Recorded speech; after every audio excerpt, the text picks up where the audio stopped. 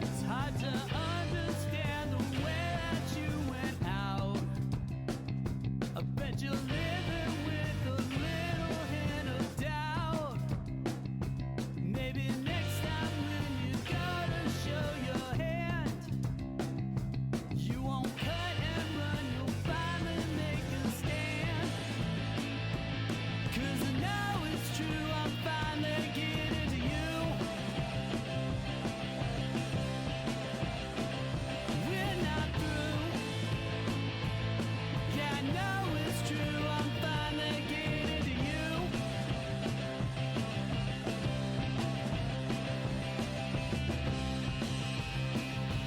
Existential questions always get you down. All you want to know is are we lost or found? Is there something that you feel you need to chase? I bet you thought you'd put me in my place. 'Cause I know it's true, I'm finally getting to you. We're not through.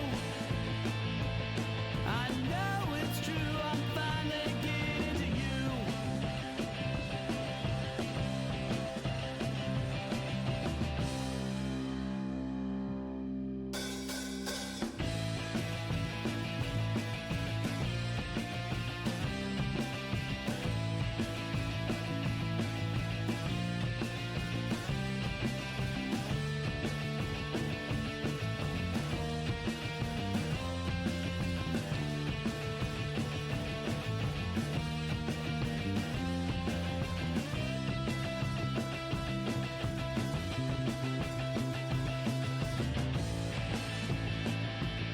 Yeah, I know it's true, I'm finally getting to you. We're not through. Yeah, I know it's true, I'm finally getting to you.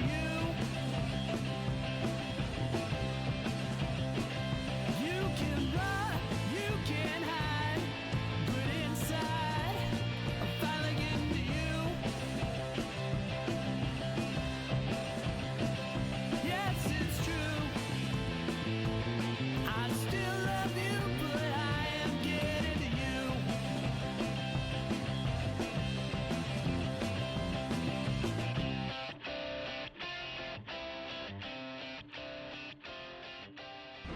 Stand by to initiate release sequencer. On my mark. 5, We're on express elevator to hell.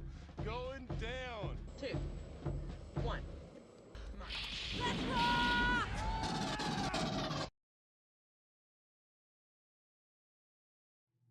Holy Resupply Batman. Sorry, wrong show. Welcome back to Resupply with me, Guy Next Door. Me almost didn't make it, DK. And me, Fan. Bringing you your Windows Defender notification for some reason as soon as I go live. Stupid thing. Yeah. Cool. Oh my god. Bring your weekly Double Tap All Things Best Brains and Laser Force. Not really weekly. This is at this point. We're just kind of ad hoc. It's the off season. But you know, we'll fill it. We've been doing this now. Hey boys, real quick, happy 250 episodes of the Resupply Podcast. That's pretty cool. Cool milestone. Yep. We were so impressed by this feat that we made absolutely no notes for the show and have no plan going into this. So We have our a wonderful con- we have- audience can share this a very important milestone with us. I mean, we did something big for 100 and 200. So, you know, not every round number needs some big celebration. Yeah. We have a concept of a plan. It's fine. Yes. Perfect way Yeah. to run things. That's right. Yeah. Fake it till you make it. I don't know. We'll talk about stuff, but 250 episodes. That's pretty cool. I like that. That's cool. That's actually a long ass time of listening to us talk a bunch of shit. Other than maybe Tibia, I feel like we probably have the longest running laser tag podcast of anyone. Probably anywhere. No, actually, ours is longer. Is it really? Okay.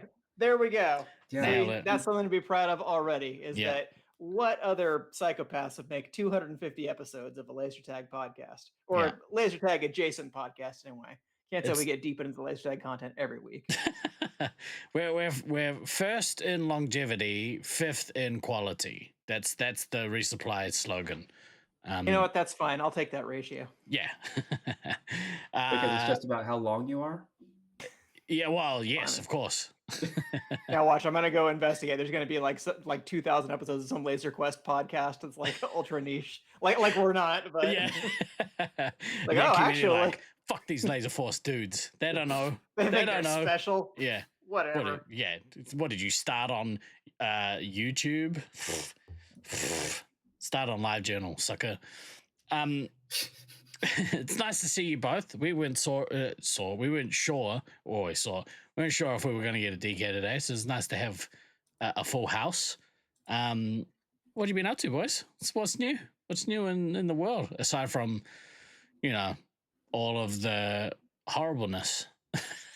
All the horribleness. Yeah, Yeah. I'm glad I'm not trying to fly to Syracuse this week. So Yeah. you alluded. What happened? Is it got worse? So basically, the government still hasn't reopened because reasons, which this is not the appropriate podcast to go into those reasons. It just isn't. Well, 250. We made a pretty hard left turn into new content. 250 episodes. We finally solve American politics. But basically, air traffic control and air traffic controllers and TSA agents, because of the government shutdown, are currently working for no pay. Yeah, they're Rad. also through quirks of not having unions, basically, not allowed to strike. Cool. Yeah, Not again, allowed is pretty fucking funny. Well, Not funny. Not allowed to legally, because as we all know, the labor movement was built off of strictly legal, not at all not at all, issues that would have upset anybody at any time anywhere. Yeah. So because of that, the government has basically said, well, we need to reduce the amount of flights in the air by about 10%, so as to reduce, basically, reduce. Just you're trying to reduce planes in the air, which the stated reason is because air traffic controllers that maybe they can't strike, but there's a lot of them calling out sick. It's funny how it works. And taking jobs as Uber drivers and DoorDash delivery people because they need some kind of paycheck coming in. Oh my God. It's kind of weird when you're being forced to show up at work and you're not being paid anything. Like, I feel like we had kind of a whole war about that in America, but what do I know? Yeah. I feel like that's something like you're not really supposed to do. It's wild. There's like a dude. whole opinion about that you're really not supposed to do that kind of thing. But Yeah. So bottom line is shit sucks. I feel bad for anybody who's having to travel right now. That is the only thing that has kept me from solidifying my plans to go to Colorado in February. I will do that as soon as this gets sorted, and I'm hoping that maybe this will cause ticket prices to maybe kind of careen a little bit in the hopes of drawing people back. But that's just my own selfish reasons for what I want to happen. So we'll see what actually occurs. Sant and Beans are waiting to see if their flights get cancelled for IAP. But when is that, by the way? Is that soon? It's I don't know, it'll be next week. I can't remember. I know it's coming up soon though. That'd be a cool show to go to. Just as an aside, 8 days. 8 days, yeah.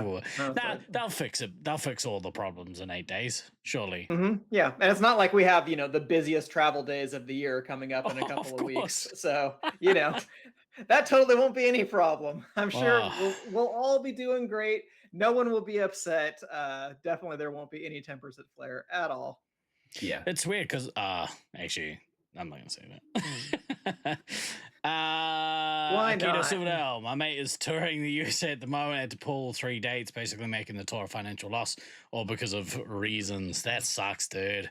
That's terrible. Yeah. We got bandmates that are kind of doing it tough in the States as well at the moment. So ooh, it's hard. You know what I heard today? My wife told me that Japan have deployed their military because of all the bears. So things are just fucked up all over the place. They finally got jealous of the Great Emu War in Australia. They're just like, you know what? We got Hold beers. my beer. Yeah, hold my beer. We're declaring war on bears. Goodness me. Well, I hope things, wherever you are, I hope things are okay. I hope your government sorts their shit out. Also, rise up, people. None of this polite protesting bullshit. Get violent. Go to the streets. Get violent on it. I'd love to see air traffic controllers. And that's finally how we got canceled on Twitch after 250 episodes. With Steve advocating for a violent revolution.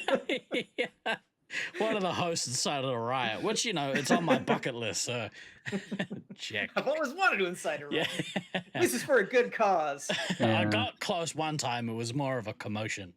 Yeah. But in all honesty, like, in contrast to the 1980s when we famously had an air traffic controller strike that didn't go well for them, I feel like the public would actually be pretty supportive of them this time around if there were like a wildcat strike of air traffic controllers, because they'd be like, yeah, maybe you should pay these guys, like they're kind of important. Oh, dude, I don't understand that way. Like, not even like a raise, just like pay them the actual money that they're owed for the job they're doing. Yeah. Oh, it's real funny when there's a disconnect between like important jobs and what people get paid. And by real funny, I mean real tragic. But well, I mean, so when they're getting paid, they are actually paid pretty well. Like, but it's that whole, they're just not getting paid. Because and it's listed as like perpetually one of the top 3 stressful jobs in like the entire world. So cool. I'm like, I hope they do make a good living, because if I accidentally press the wrong button and some planes crash into each other, I'd probably feel pretty bad about myself. I'd want to have, I don't know, some sort of extra slice of cake for that evening. Look, speaking of getting paid to do shit, I'm gonna like shill some stuff here in a moment. So I had these made up. These are the official Broforce collectible figurines. So at some point soon, I'm gonna make these available for sale as a like a set. You can buy a set. I was gonna say they're only collectible if you make and sell more of them. If these are just mock-ups for yourself, I'm like, that's not really collectible. Like that's just you. Yeah, I mean, you're right. This is just me. I'm really stoked at how they came out. Look at that! Look at that hair! Look at that epic hair! Basically, like fucking almost a Super Saiyan. Look at the layering on that. It's pretty cool. They came out. They're not vinyl. They're I forget what plastic they are, but resin printing, I think. So parts of them are a little bit rough, but ultimately pretty cool. They're pretty cool. So when you do eventually decide to sell those, do you know how much you're going to be selling them for? I don't know yet. I'm going to try and make them as cost effective as possible, though, because everyone knows air traffic control, they're not getting paid at the moment for 2016. Yeah, correct. Yeah. No, that is for the whole set. It's a real steal, Mike. It's a real steal, yeah. Mm-hmm. And you know exactly where the money's going. So Steve's pocket, yeah. Steve's pockets. Yeah, so they turn out really cool. I'm gonna take some pre-orders for them. I think I've got to sell like 3 sets to make it actually viable to get them made. So I don't know. If people want to buy them, let me know. If you don't let me know. Right. I mean, boys. Yeah. Go ahead. I was just said, like if we're talking about like, you know, obviously the macro level of things is fucked right now, but if we're talking like micro level of things, well, that's also fucked on a variety of levels. But like, My pinball is going well, so that's Fuck something good, right? That's yeah. something good, right? That's Like, right. Nice. Did you have a oh, you got a competition tonight or something, right? well, so I do have one tonight after this, but I also went and did one last night at a place that I hadn't played at before. Yeah. Which and last night was interesting because, different place, different vibe, but all and like zero pressure whatsoever, because if I'm being honest, the caliber of player at that one was generally not as good as the ones that I'm usually at. Was that venue called That's a Paddlin'? Is that the name of that place? Quit giving away ideas for free. Oh no, I gotta write this shit down. No. Are they let's called call it paddles? Flippers. Oh, okay. That's good to know. I'll think of something better. You probably, knowing you, yes, yeah, you will. But no, so last night's was small. It was only like 9 people, and I finished third, which was kind of cool. Nice. But it was also kind of interesting, like definitely being like one of the best 3 players. Like, yes, I finished third, but I was also probably like the second or third best player there as well, which is definitely not a normal thing for me with the comps that I'm normally in, because normally where I'm playing on any given night, we've got like anywhere between like 7 and 10 of the Oregon top 50 there. Yeah. Nice. And then tonight's will probably be a little more because it's a milestone comp tonight. So there's been things on the because of course there's a Discord for Portland Pinball. There's already been some things on there like, hey, it's this particular milestone out at next level. People that don't normally go, we should carpool and go out there tonight. It's like, okay. That's kind of cool. That's It's kind right. of cool. So do people have like ELO rankings or something equivalent for What's like ELO? leaderboards and such? Well, So that's like in like chess or other sports where you like ranking players. okay. Like that's like their rating based on like how they've played against other people. yeah, so there's the International Flipper Pinball Association, and which basically if you play comps, you can basically register your name with them, and then So your you're shit is just a tracked, flipper. yeah. Is that what? Yeah. Cool. Yeah. All right. Yeah. And so yes, you do have a rating through that, which is kind of like your international rating as it were. And then because of the application that like actually that tracks the tournaments themselves, that feeds the information to IFPA, like has its own rating system as well. So you've got like 2 ratings to look at to really kind of figure out where people sit as far as that goes. So yeah, it's one of those things like the further that I get kind of into it, it's like, oh, there's a lot here. There's so much here. A lot of things are like that. Yeah. And it is another one of those things where I am still at that level of I am just good enough to know exactly how bad I am. Yep, I know exactly what you mean. I know exactly what you mean. Like it's like with tag, like compared to general public, like all of us are like leaps and bounds better than any general public person will ever be. And that, well, not ever be, but you get the point I'm making. Yeah. And then when you compare us to like, like Rusty and Taipan, it's like, oh, there's a gap. There's a gap there. Okay.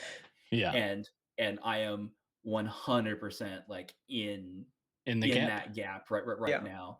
I don't know. I feel like that gap's a little bit less acute. Like I was more thinking about like yeah, if you're doing something on an amateur level versus professionals, whereas I'm like we're about as close to professionals as you go. Like you might be, whatever, like a mid-level veteran player, but it's like you would still be in the fucking professional league. You're getting good minutes. Yeah, for sure. Okay, well, look, I was trying to make the example as relatable as possible to our audience. So fuck you. You the hell's suck this? compared to us. Is basically what we're trying to say. That's God cool, damn it. man. Well, Now I'm getting canceled. Fuck. True beans is washed. I agree. yeah, I agree too. Yeah. Yeah. Agree. Yeah. So it's been interesting that like because of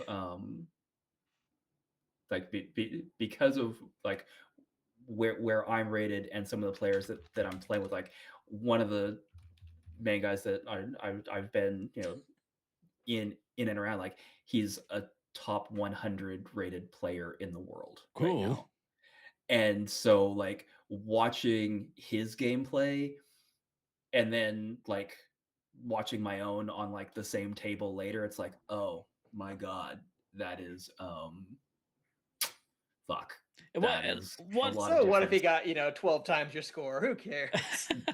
What determines that? Is it just where you like where it comes off the flipper?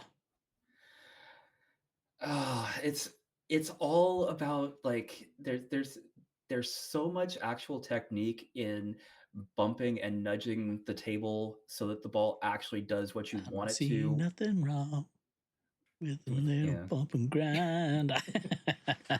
You're welcome. Stance is all wrong, man. You gotta stick your wiener right up against the table. If it ain't in the coin slot, you doing it wrong. So yeah, it's I don't know what that accent was. I don't know what it was either. That was pretty bad. Yeah, thank you. But yeah, so it's just a lot of like game knowledge, because That's every what you should be table- called. Pinball slots. Yeah, I like that. What a bunch of slots. Sorry, I interrupted working on you it. We're to working say on it. that to say that out loud. That was an inside thought. Sometimes intrusive thoughts win. Probably should have bottled that noise up. Episode 250. Slots. Anyway, Yeah. thanks, Steve.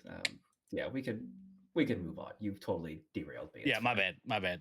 Well, that's cool because it's just in time to talk about me. Oh, I see how it is. You were sad that the conversation had been away from you for too long. and so Well, you we've needed been full talking about you've been focus. talking about for hours at this point, and my name didn't come up at all. Well, it's because you're not a slot. Yeah, it's catching on. Good. It's like the Bechdel test, but only for Steve. What Steve mentioned in this conversation. Yeah. Real quick, I just want to point out. So DK has a new wall piece. We didn't talk about this already when we went live, right? We just marveled at it before we went. Dude, that's so cool. That's really, really cool. For anyone who doesn't know, what is that? That's my USA West jersey from 2023.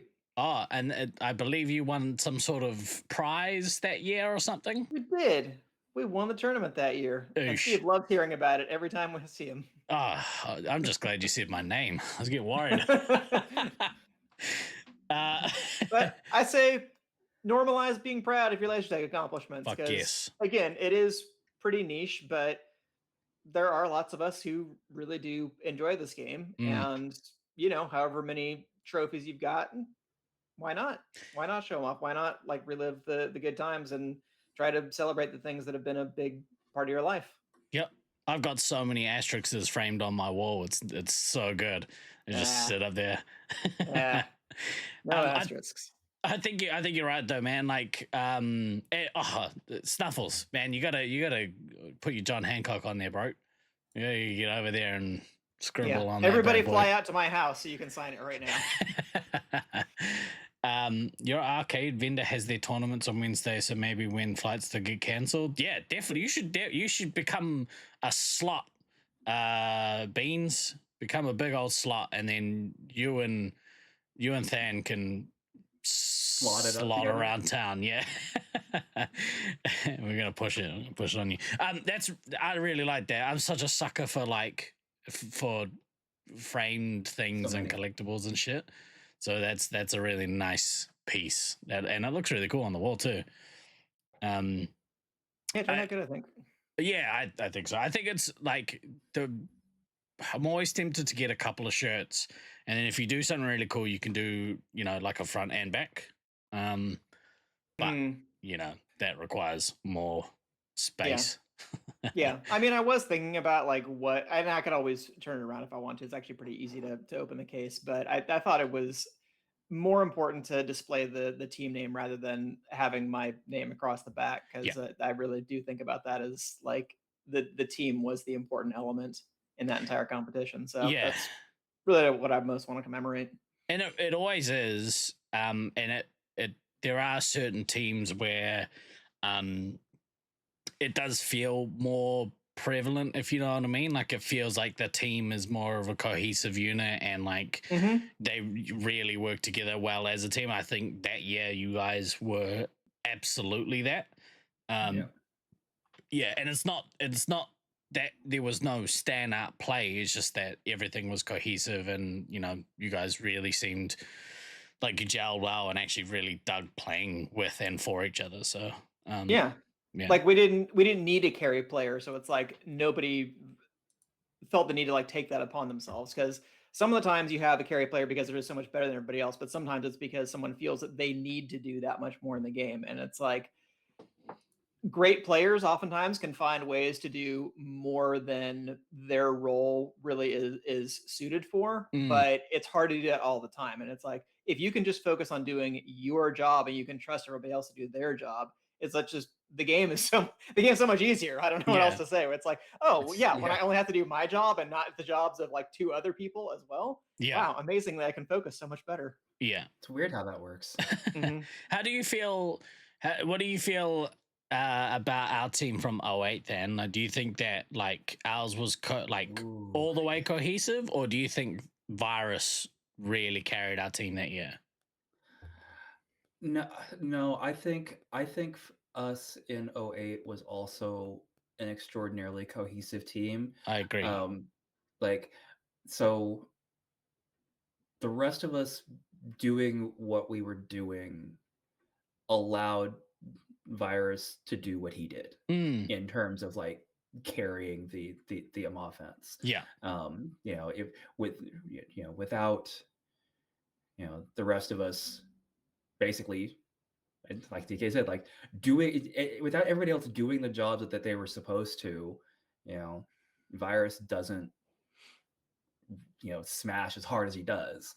Right. Like, I mean, he was definitely getting the assists that he needed from 2K and from Sneak and from you, and Mags and I weren't missing doubles, so he wasn't having to spend inordinate amounts of time back in resupply.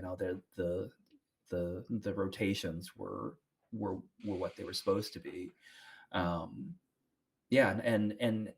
that was definitely a team that, like, all the work that we had done really with both teams in the lead up. Like, I mean, what other time, like, have you heard, it's like, oh, we're gonna go to Lasers, there's a park like a kilometer away, we're gonna jog to that park, we're gonna play ultimate frisbee together for like an hour for fitness and teamwork, and then we're going to run back to the site, and then we're going to play our practice games. And it wasn't even a taste for discs. That's when it all started. He got him hooked when he was young. To be fair, like I don't remember a lot of the ultimate, but I do remember doing the stupid sprints around the park. Oh god. But that was a Coach Than making you run. It's whatever the exercises where you're all running, you got to keep pace with the lead runner, right? And then if you're at the back, you got to sprint ahead of everyone. And then that's fucking bullshit. I mean, we used to call it the Indian run back in the States, but I don't know if that's like offensive now, and I shouldn't say that, but that's what we used to call it. It was the 90s. It was a different time. I don't know what to tell you. Canceled.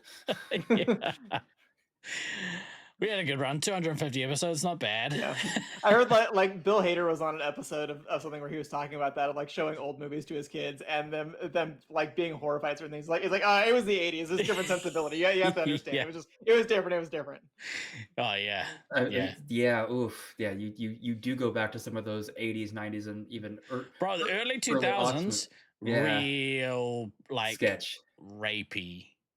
Yeah, it's just a yucky undertone to a lot of the Oh, films the back 80s, then. the 80s were way rapier. I think of like the early 2000s as being like over the top homophobic. Yeah, true. Yeah, that was a big one. I agree. The cohesion was. We're all over the place today. Don't worry about it. Don't worry about it. The topics Sorry, will too. just shift radically from one place to another. We're covering all kinds of controversial topics. It is our goal to get ourselves canceled by the end of the night. Yeah, you know what isn't cancelled? These lovely Broforce minifigs. If you want your Broforce minifigs, get in contact. I'll be taking orders for them shortly. Nice. Do you think anyone noticed? Maybe. Right, we'll talk about some more Force stuff in a second, but I also wanted to say, so to celebrate achievements, because I agree it's an important thing to like celebrate your achievements. Last weekend I competed at a tournament here in Auckland for disc golf. It was the Auckland Champs, which is kind of like a like big-ish tournament. And the goal for the weekend was not to come last. That's a good goal. Yeah, good goal. And played pretty well and ended up coming second in my division. So, you know, this is a club favorite even. That's right, Troy. Club favorite. Got a shout out in the awards ceremony. So it was awful nice of them to say that. But yeah, it was really cool. I was really stoked to kind of achieve that. Because, you know, I don't know, I've been talking to some of the crew and been getting a little bit down about you know, stuff in general and getting frustrated. So it was nice to actually achieve something. Yeah. It's like reading the Lord of the Rings book. Some of the wording took me by surprise hearing Andy Serkis say it. Yeah. But did he say the word slut? Because I'm sure sure that would have been shocking. Right. Yeah, so stoked about that. Happy for the achievement. But on that, so we had kind of talked about is there anything else actually before we segue? I don't know. In comparison to you two guys, I am not getting accomplished at any of my tertiary interests outside of laser tag. So You're already at the top of your game for painting. Well, it's interesting when Than was mentioning that about like you're just good enough to know like how bad you are in comparison to other people, because there was recently the Golden Demon competition in Germany, which is, you know, big Games Workshop Warhammer sponsored event for like really great painters, and seeing like some of the stuff that came out of that show, I was just like, holy shit, I don't even know how some people manage to do this stuff, because like I look at some things and again, that's not necessarily like where I'm shooting for. It's something that I'm doing just to kind of like develop it for myself. And you have to, if you're doing any kind of creative artistic endeavor, like you have to do it for yourself and just take joy in like even minuscule improvements that you make for yourself. But it's like, you know, compared to, again, it's like it's professional grade artists that you're comparing yourself to. So it's like you're gonna bash your head against the wall if you're just like, oh, why can't I be as good as that person? Like, well, after just a couple of years of doing it on and off, like you think the third time you pick up a basketball you're gonna be Michael Jordan? Like, come on, it's there's a work and a discipline and a craft to all that.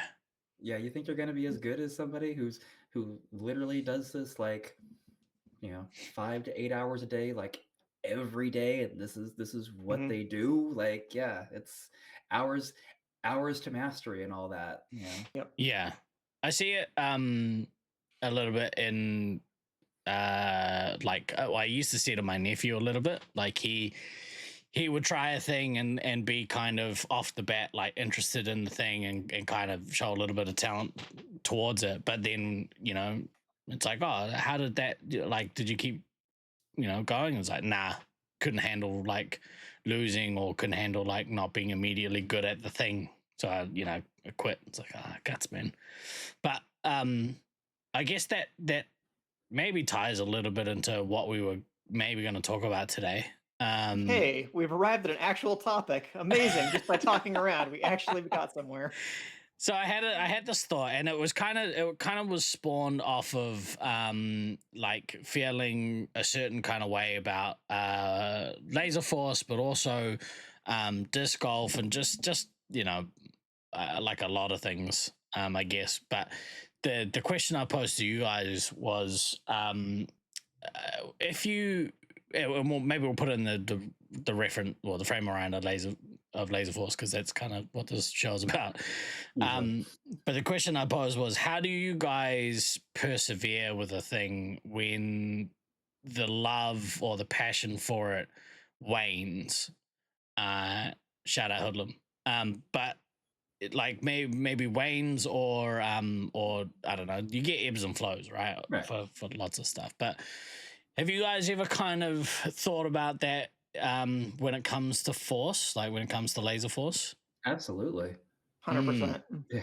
Like, so, and I know I made this, I think I made this joke in our group chat, but it is relatively accurate. Started, ended up on a podcast with my best friends about the subject. So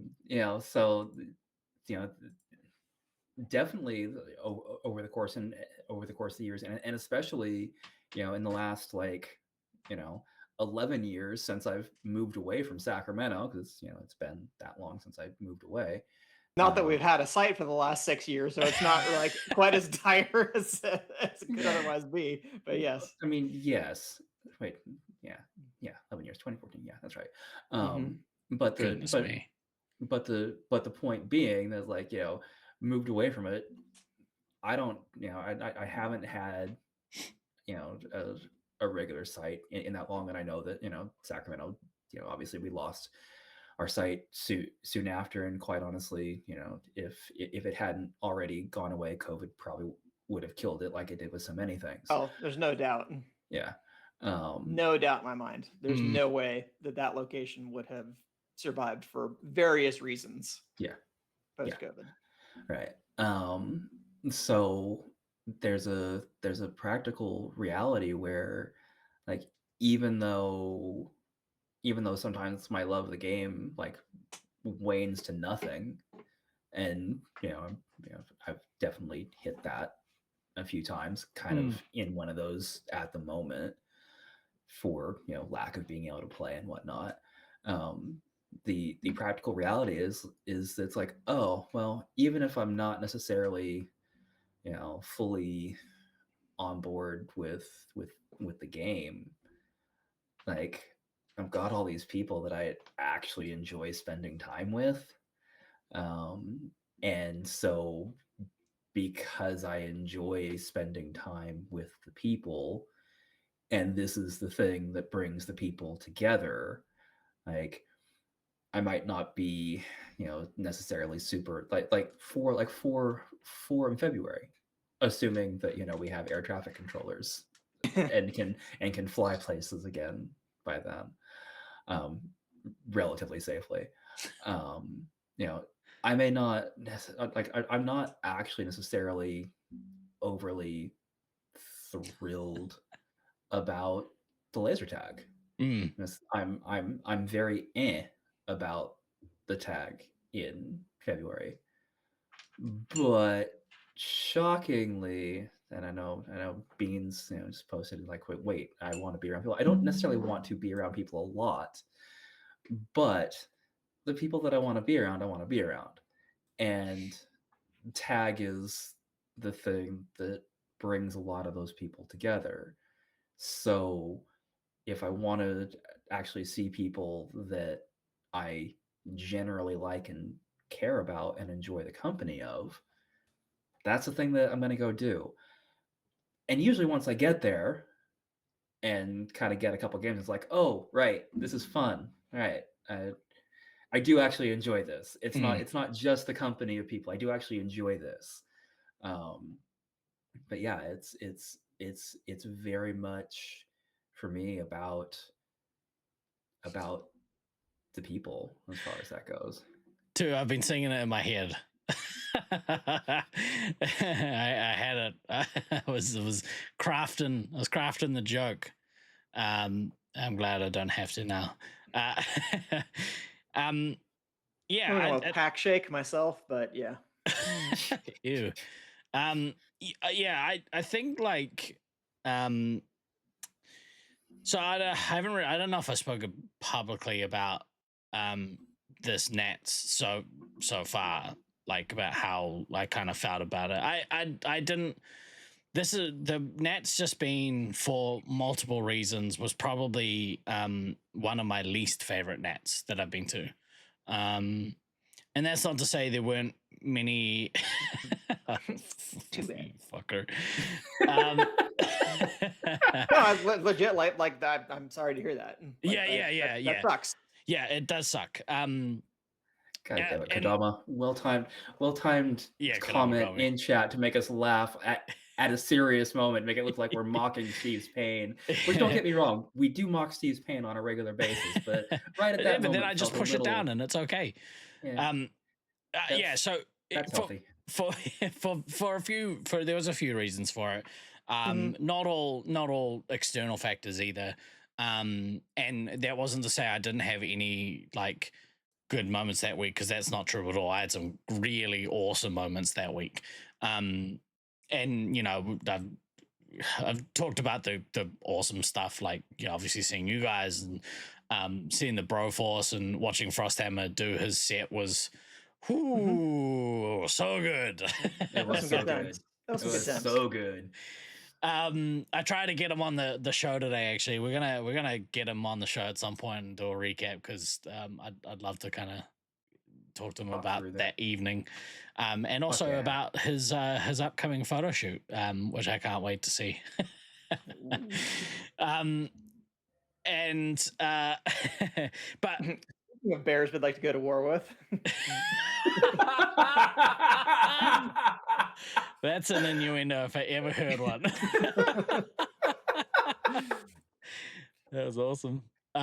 Straight out of the early 2000s, my dude. So, fuck, what was I even talking about? Who even knows? I don't know.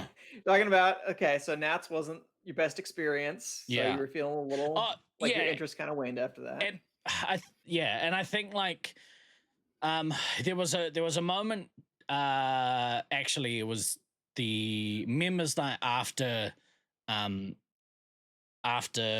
Nats in Brisbane, and it was kind of cool because, you know, it was obviously open to like a bunch of people were there. It was all random generating teams, and playing those games there made me remember that, oh, actually, it doesn't matter if I'm shit at this game, I can still have fun. Like yeah, it's still a fun experience. One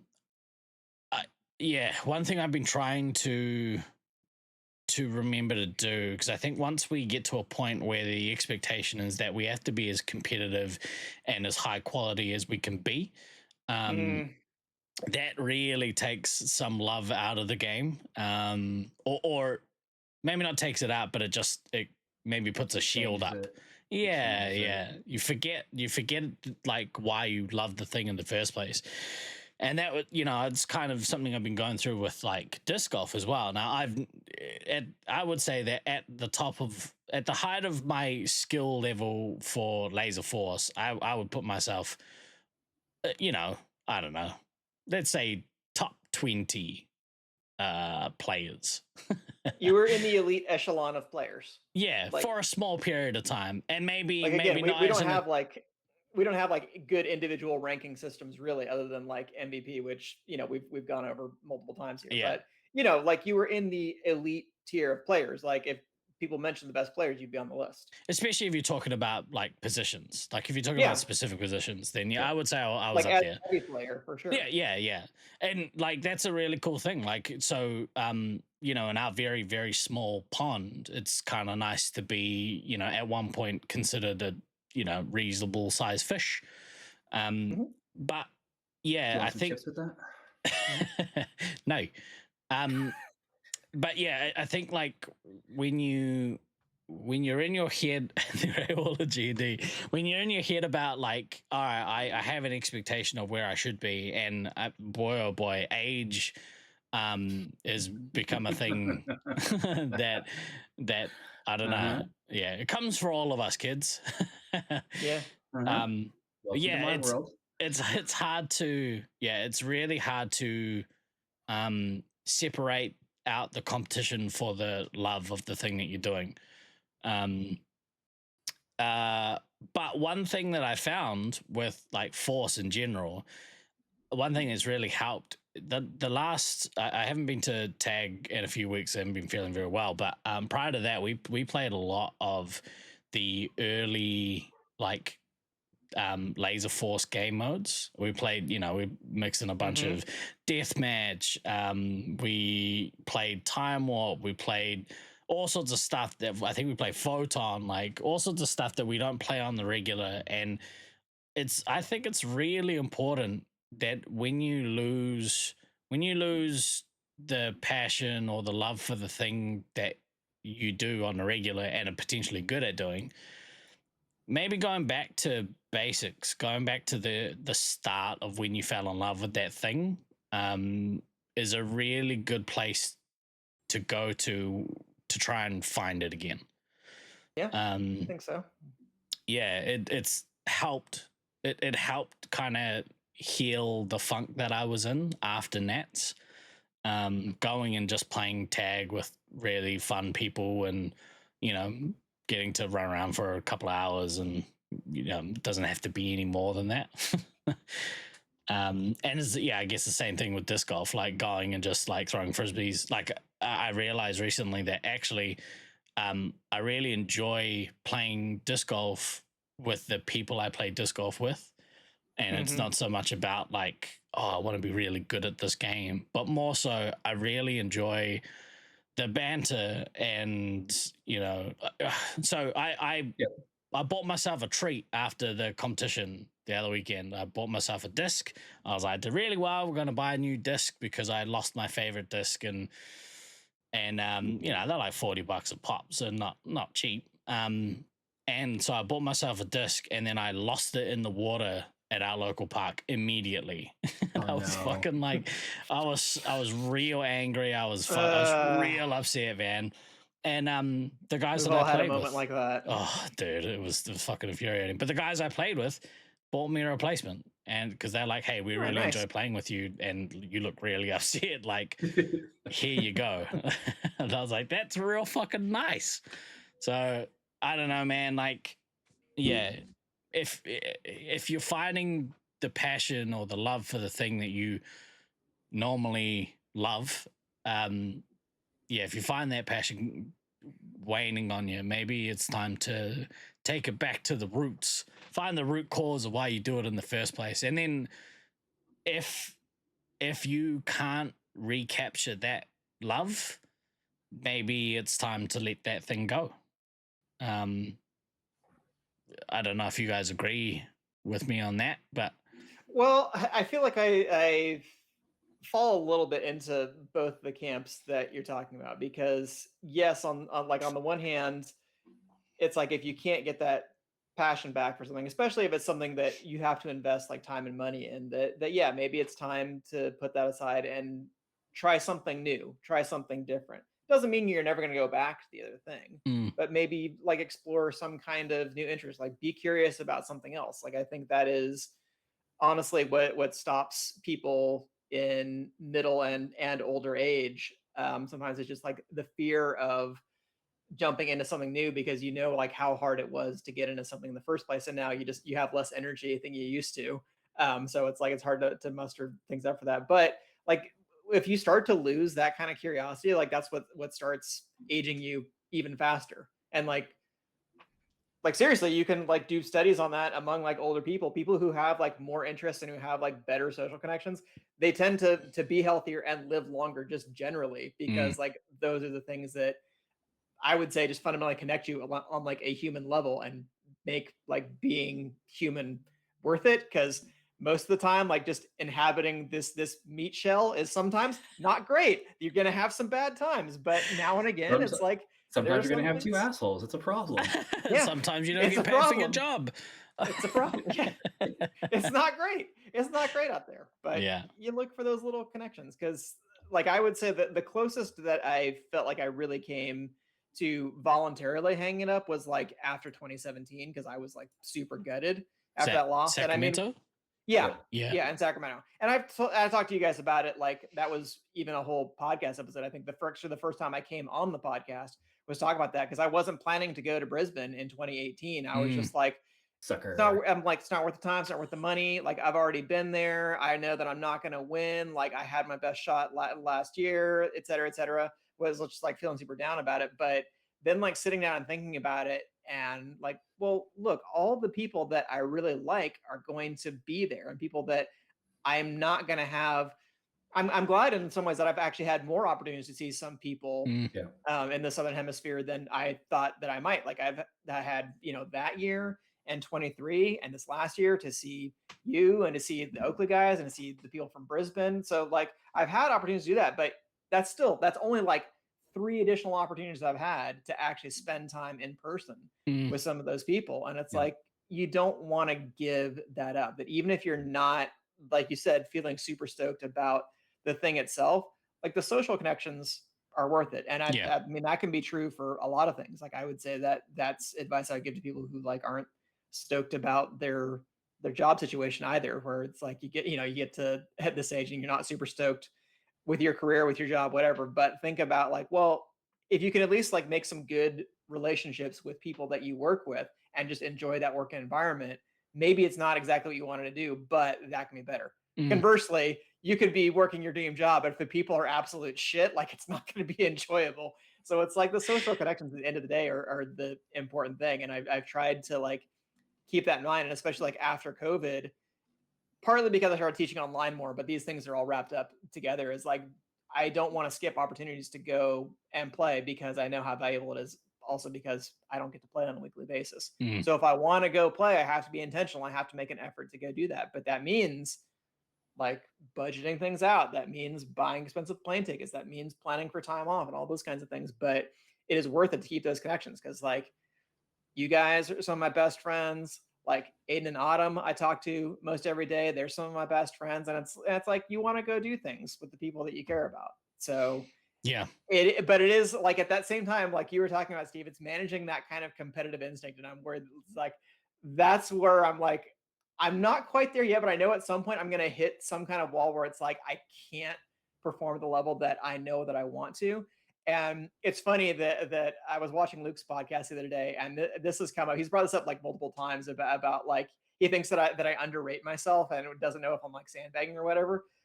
And when I sit down and like do self-analysis and all that kind of stuff, I'm not going to say there's no element of that is partly a kind of psychological guard that you build up so that if you do underperform, you give yourself a little bit of an excuse. But in all honesty, it is because it's not even that I necessarily feel like I've lost things out of my game. It's that I know that the level has risen and there are so many more good players than there used to be. And there are lots of players that I play against now where I'm just like, I used to dominate these players. I used to be way better than them. I used to smash on them. And there's a part of my brain that thinks like, yeah, so you should continue smashing them. It's like, well, that's not how it works. Like nobody stays dominant forever.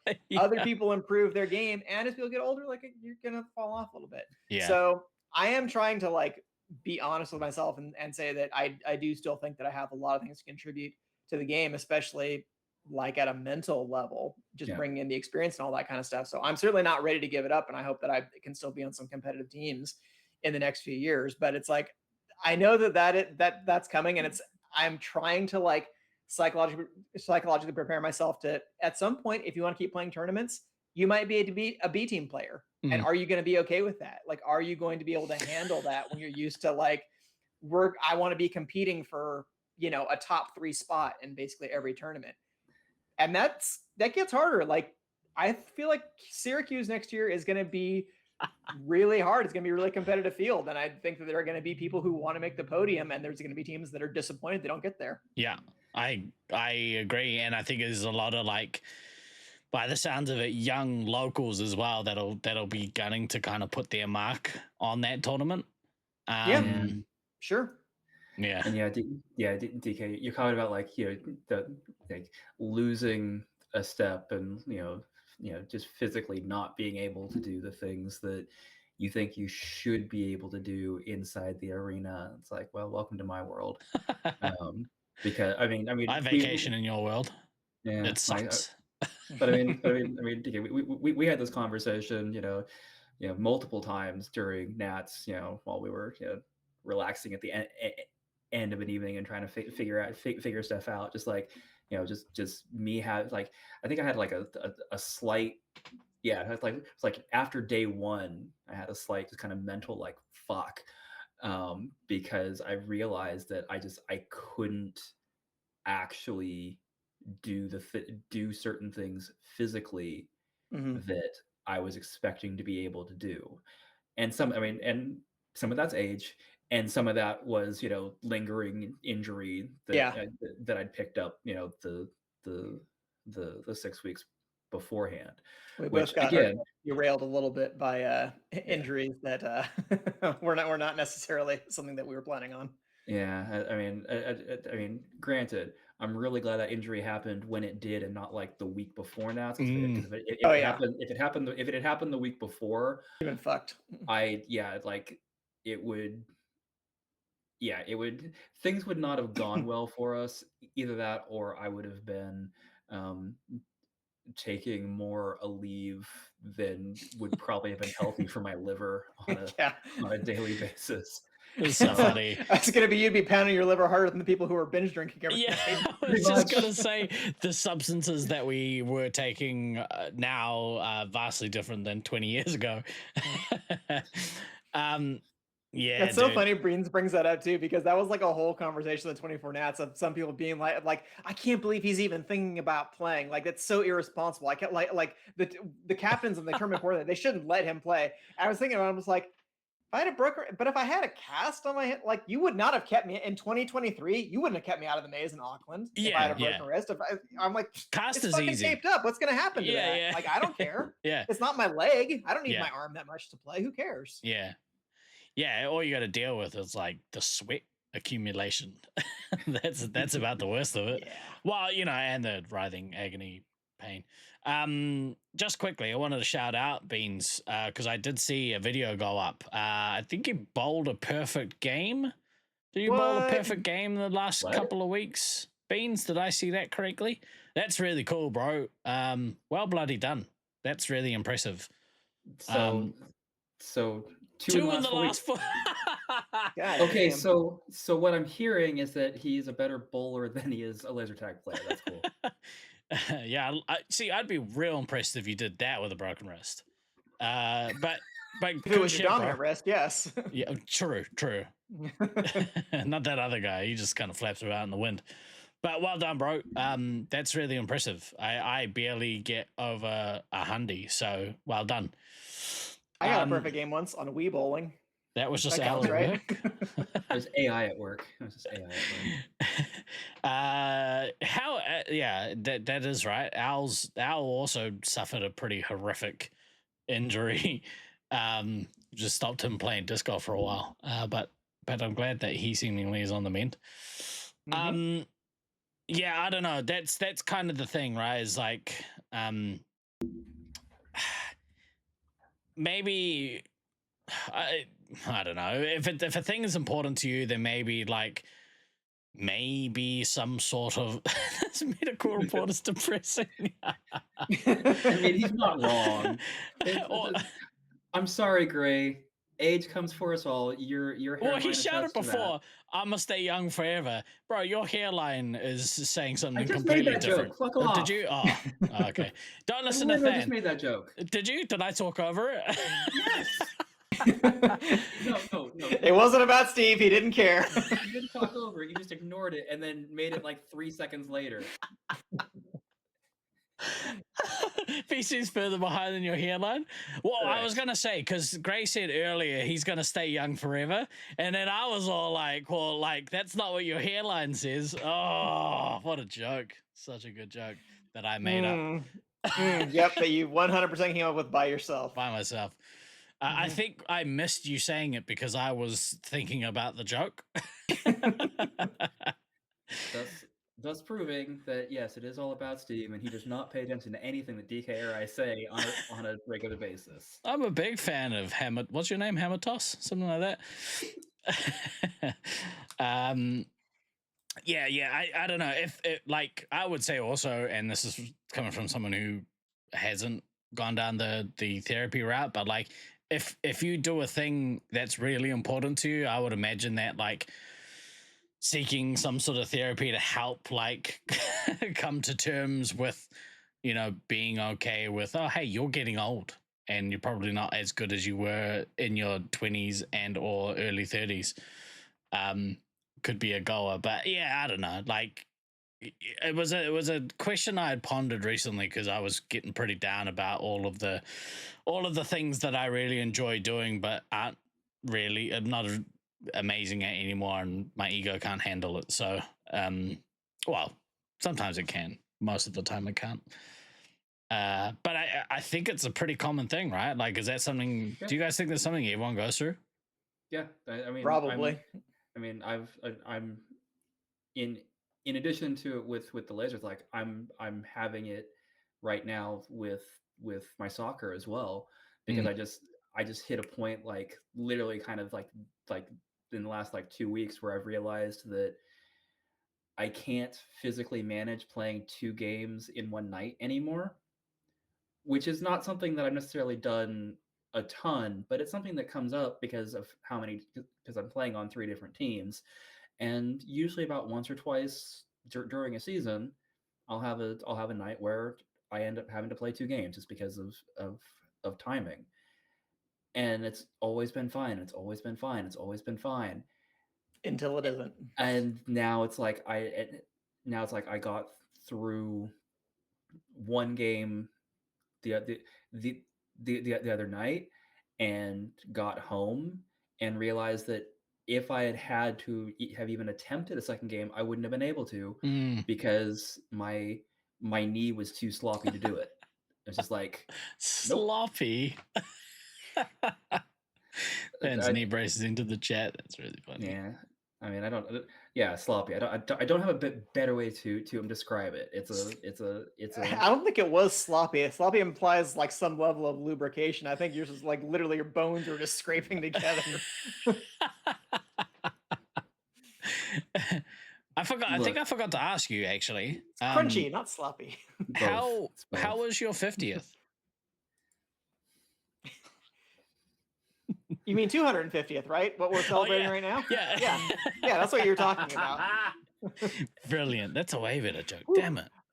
Man, had to cut that tension. That was getting. We were just letting a hand. Pretty nasty there. Yeah. That probably lasted a second and a half. That felt like that was about 5 minutes. With that smolder coming off the fan right there. Yeah. I was trying to decide how I wanted to reply to that, and it was like, am I feeling like going funny with that? Am I feeling like actually being angry at him? Like, get a text afterwards. Fuck you! Like, hey, I don't appreciate what you said to me on the podcast. You getting that on a shirt? Sloppy implies some level of lubrication. That's awesome. Sam was about to book that ticket to go slap you. Yeah, except air traffic control wouldn't let him. Well, he's getting out of the country. He's not connecting to another U.S. airport. It'll be no problem. He just has to get out of the country. I just have to get to San Francisco to catch the flight. It'll be fine. Oh, I thought you were done in San Francisco. I thought it's LAX or bust from now on. Yeah, I love how cavalier you just said it will be fine. Now that he knows he can make that sprint even on a sloppy knee. I mean, it is. I mean, yes, it was a good thing to figure out, but I wish I hadn't had to. Yeah, yeah, awful. Well, yeah, I don't know. I was thinking about this question, you know, as like a. I want to talk about it because I don't know. Like, I assume that other people go through this stuff, but I mean, to your point before, then, like, if you want to stay interested or stay kind of passionate about the things that you love, starting a podcast kind of worked for us for lasers. I mean, I don't know, like, do you think that you guys would still be playing if we didn't start this show, if we didn't do the show on a regular? Yes. I believe that from you, DK. I would. I was. I love you guys, fan. but yes. Yeah. I'm not willing to invest that much power in you. I'm not sure, in all seriousness. Like, because I mean, this definitely kept me closer to it than I otherwise would have been. And closer to each other. Yeah. So, like, I don't know about you, but like, well, no, I do know because I know you pretty well. But like, you know, I think we keep in contact far more with each other because of the show than we would have in the past. Like, so me and you, DK, we were never like super duper close until we started the show. Do you think that's a fair assessment? Yeah. Well, I mean, we didn't see each other on a weekly basis. Yeah. Like you and Than would have at Lasers.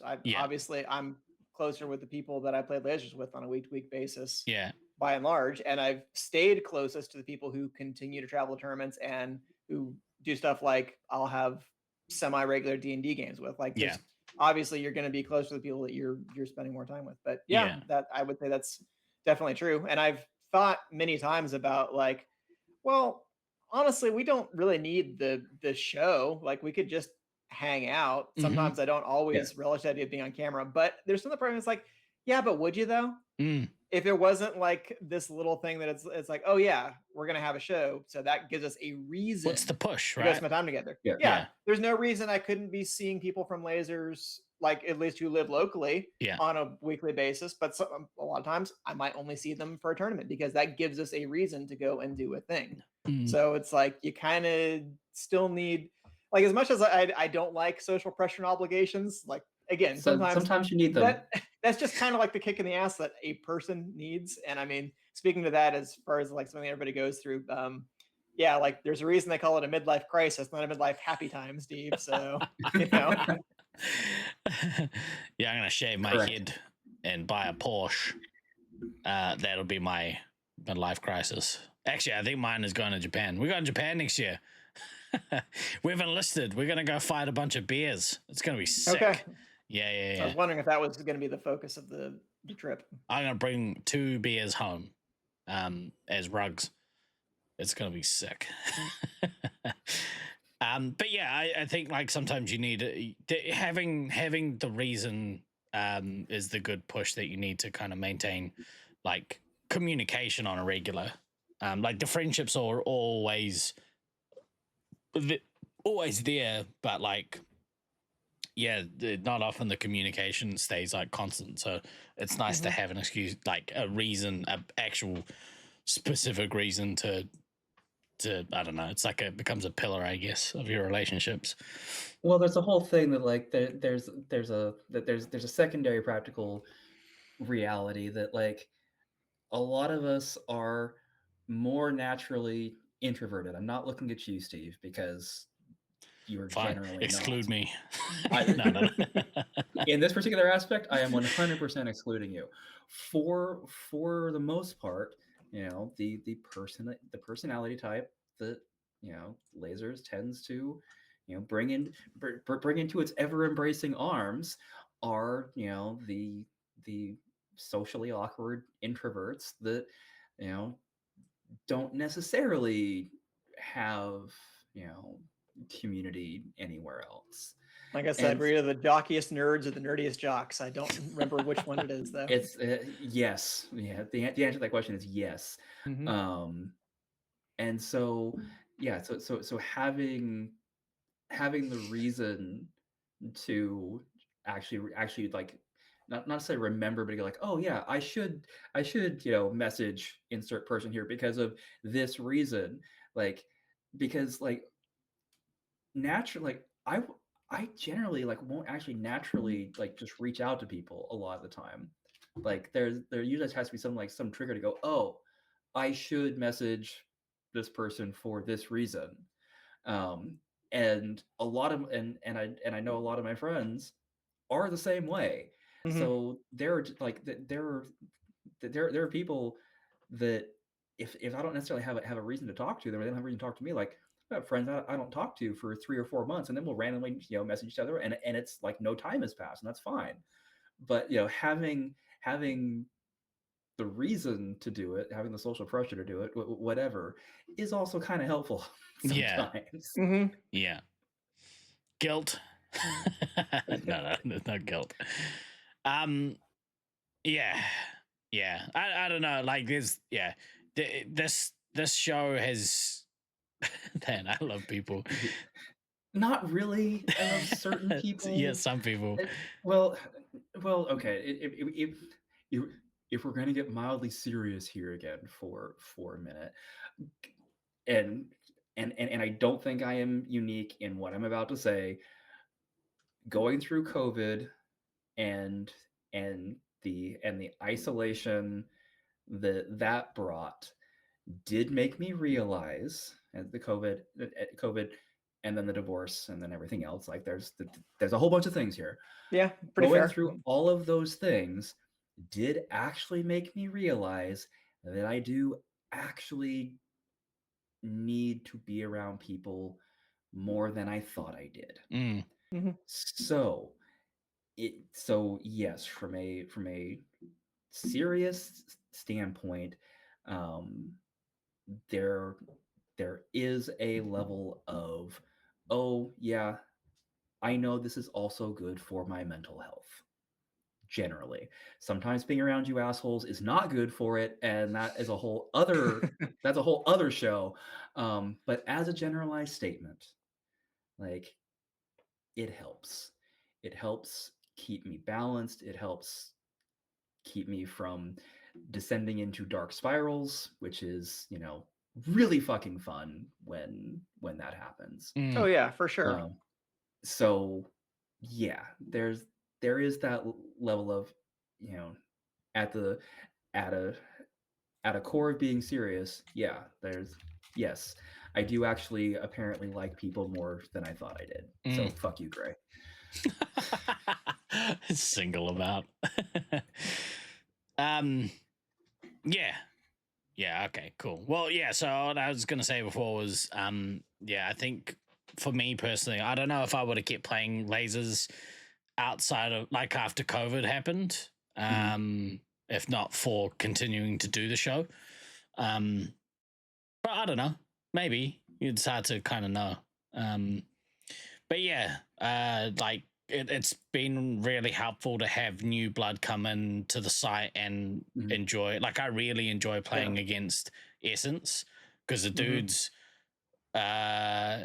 developing and is becoming one of our best players.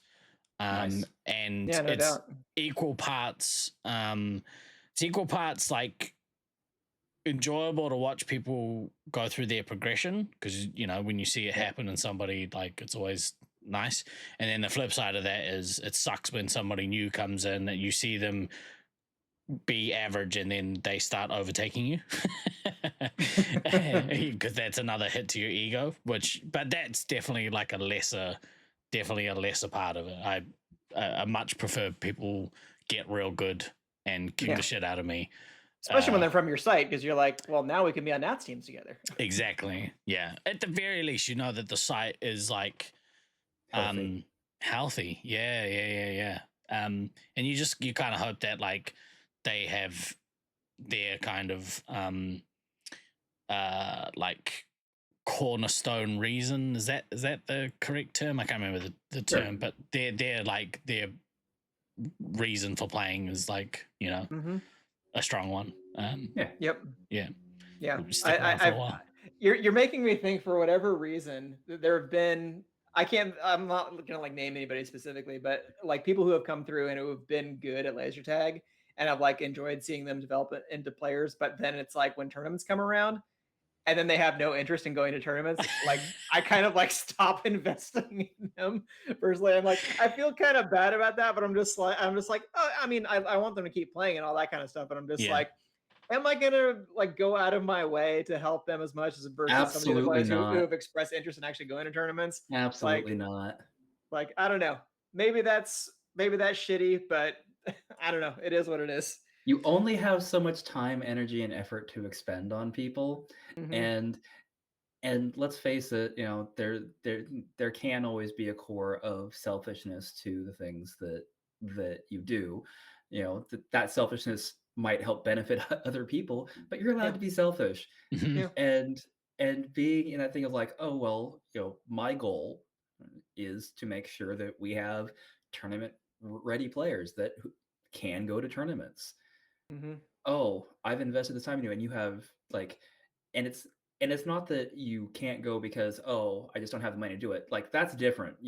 Like expressing interest and like I just can't do it for insert reason here. Mhm. Like that's fine. That's a normal thing. You've spent time on people. You've gotten them to a level. Stuff rolls around, and they're like, Nah.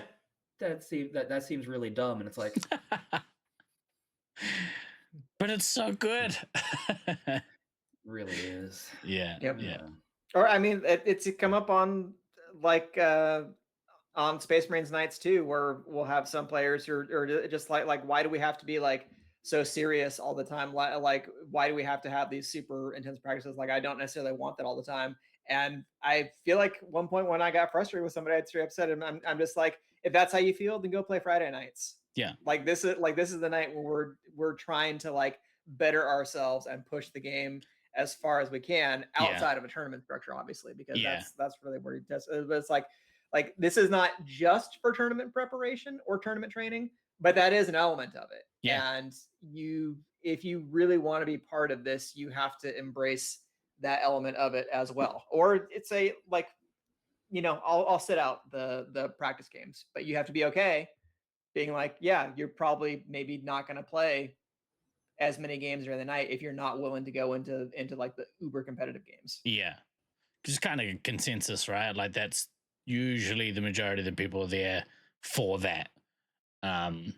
Yeah, or at least are willing to accept that as like part of the culture. Because I really do think the longer that I've been around, not just this sport, but looking at any kind of organizational environment, like just the kind of whatever the dominant culture is that develops, and whoever are kind of the leaders of that group, like that does make a difference. The kind of the tone and the culture and expectations that are set at a place, like that kind of stuff matters, whether Yeah. that's a hobby, a job, a professional organization, whatever. Like, and it is hard to kind of like fight against the inertia of changing that culture, but sometimes you do, and sometimes you have to accept that there are things that may not enamor you 100%, but are necessary to the functioning of that group. I concur. But that, I Why mean, I concur. that's part of like, we talked about it in previous shows about kind of setting those expectations and if you can, structuring your members base in a way. Oh, great. Structuring your members nights and like training nights and stuff in such a way that people who you've got like-minded people wanting the same things out of those nights as each other. Yeah. Rest in peace of the King's Arms. You're sorely missed. What a venue. Do you ever go there, Than?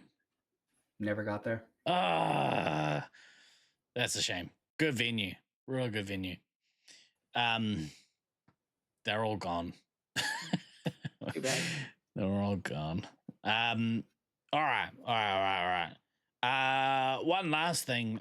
If you're interested in some sort of nostalgia trip, so today marks 250th episode of the Resupply podcast. If you want, the very first episode can be found at link right there. God. If you want to have a bit of a chuckle and see how just how little we've improved the show. I was gonna say it can't be any worse than the dribble we're turning out now. You go have a listen. It's I don't know. I enjoy going back and listening to old episodes. Dolly, 50 for 250, 50 months. Oosh. That's. Thank you very much for the sub. Gray, thank you for yours earlier. Thank you for everyone for, like, I don't know, just showing an interest in our show and what we do. I forgot we do channel points. Cheers. Definitely That's updated empty. that very recently. That's I empty. haven't touched that for a long time. That's what she said. Fuck, what was I saying? Got distracted by hydration. Doesn't matter. Talking about our first episode. Oh, wait, yeah. And thanks to the community for actually watching this shit and all the things. Yeah, thank you guys for watching this shit. Because you know we Since, like, enjoy. 2016. Yeah, it's wild, dude. Oh man. Wow, we're gonna have we're gonna have to celebrate our 10-year show anniversary next year. Oh my god, that's What the fucked up. What the There you go. fuck? See, No. look how you just got more mileage out of that topic. Oh So, no, That's what our big 250 episode celebration is. Looking to the future, I guess. Yeah, Who knows?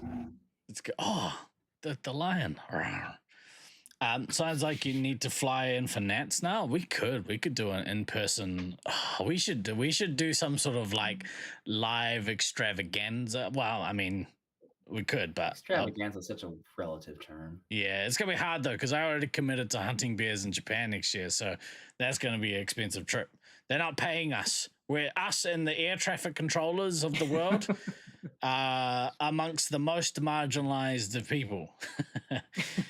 This is the worst kind of discrimination. The kind against me. Yeah. But yeah, I don't know. We could do something. If only we get Brillo Pad Steve back. Steve pack. Oh, maybe that's what we do. We could celebrate with it. That might be a reason for us to bring back the charity stream. We could do a 10-year resupply anniversary charity stream. Maybe that's what we'll do for next year. That could be cool. Huh. We have to start thinking. That's a good idea. Good idea too. Good idea. I was gonna say, going back through the old catalog and stuff, it did come up in my YouTube recommendations, and I went back and listened to one of our rewatchable shows that we did, and I was like, yeah. that was pretty good. We did a good job on that. We should do another one sometime. Well, we could. Let's fit one of those in soon because we should do one for what, the Running Man. Yeah, there's as far as sound files that we can connect to Laser Force. Yeah, there's Running Man. Apparently now we have Edge of Tomorrow also, which What? God. Is it really? The new crappy intro for Space Marines? Oh, is that what that's from? Yeah, pretty sure that's from Edge of Tomorrow. I've never seen it. I've never seen that either. So. Yeah. Okay, well, okay, we just found our next rewatchable topic. In my opinion, The classic. fine but otherwise pretty mediocre Tom Cruise film, Edge of Tomorrow. Frankly, I thought Oblivion was better, but that's just me. Edge of Tomorrow. That's not a X-rated movie, is it? No, that's Edging of Tomorrow. Oh, okay. Cool. Boom, we got it. Clamped You over each and other. I am making almost the exact same joke at the exact same time. Go us. To be fair, it's pretty obvious. It's pretty obvious out there. And then I was all like, oh, his hairline says otherwise. Charity stream, you drive across all of New Zealand to meet viewers during side breaks. Hell yeah. And they'll be like, who are you? That's cool, man. Who cool. are you? Get out of here. You're Tim from Empire, aren't you? What are you doing here? I can't believe we didn't live stream the entire trip through Hobbiton. That was a real miss by us. Oh, that is a miss by us. We could do something. You know what? I'm gonna have a think on like venues where we can do like a full-on live charities. Let's do something big. Let's go big and or go home for the 10 years. That sounds good. I'm already home, so that'll be pretty easy. I'm also home. So. Tim Garage, is that your stage name? Because that's a cool stage name. All right, boys. Is there anything else that we want to kind of finish up with, or is anyone that you want to add to this topic? No, I came straight in after my hike. I'm hungry as fuck. Yeah, I think we're good. I think we're good for tonight. All right. Well, thank you guys for gathering and helping us sort of lazily celebrate our 250th episode, which we all definitely remembered and planned accordingly for. Appreciate you listening to me kind of ponder the big questions in life, like should I keep playing laser tag? Answer: yes. Yes, you should. Suck it up, buttercup. And yeah, I'd be keen to hear any submissions for things that you would like to see from a 10-year anniversary charity show, because I think we could do some cool things. I'm kind of really excited about it now. I'm going to start brainstorming, so it could be cool. It could be really cool. Now I think we got shows over the next couple of weeks. We'll keep you guys in the loop. Towards the end of the month, I'm going to be out of town, so we'll have a break kind of end of November, start of December for a couple of weeks probably. Who's going to sacrifice their hair? I'm not sure I could do that again. Yeah. and it just wouldn't be that meaningful of a gesture if Dan did it. So No, it would not. Oh, I'm gonna remember that joke and use it later. and pretend it was yours because you made it in the first place. Yeah, Frosty just volunteered his beard. That's pretty cool. That's pretty cool. Thanks, Frosty. Yeah, we can shave I bet your it beard only off takes for him charity. I bet it only takes him like 5 days to grow that back out. Yeah, I wouldn't no worry way. about it. You'll sneeze one out. But He's yeah, like Ducky and has a 5 o'clock shadow by about noon. yeah. It's his one hairy fella, that fella. But yeah, we'll be on the next couple of weeks, and we'll keep you posted. But oh my god, 10-year anniversary show, that's gonna be cool. But for this week, this week I have been Guy Next Door. I've been DK. And I've been Than. Always remember to pay your air traffic controllers, kids. We will see you probably next week. Ka kite anō.